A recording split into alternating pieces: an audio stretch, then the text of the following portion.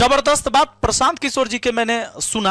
आप किसी के भी समर्थक हो सकते हैं, पर एक बात मैंने सुना जो उन्होंने एक मीडिया के सामने कहा था और लोगों को कहा था एक जनसभा में। उन्होंने कई बार यह स्टेटमेंट दिया है कि आप जब वोट करिए इस बार, तो अगर मेरा कैंडिडेट आपको बेहतर लगे आपके क्षेत्र का तो उसको वोट करिए, और मेरा कैंडिडेट से किसी दूसरे का कैंडिडेट बेहतर लगे तो आप दूसरे को वोट दीजिए, मेरे कैंडिडेट को वोट मत दीजिए। यह बात कहने की ताकत हर किसी पार्टी के नेता में नहीं हो सकता है, चाहे हमारी विचार आपकी विचार उनसे मिले ना मिले। पर इस बात को कैसे आप झुठला सकते हैं? जब कैंडिडेट बेहतर हो सकता है ऐसा भी कि उसके पास पैसा ना हो, बड़ी पार्टी ने उसको टिकट नहीं दिया हो क्योंकि उसके पास पैसा नहीं था, वो दलाल तक नहीं पहुंच पाया, और दलाल के पास पहुंचा भी तो उसकी औकात नहीं थी टिकट लेने की, उसको भगा दिया।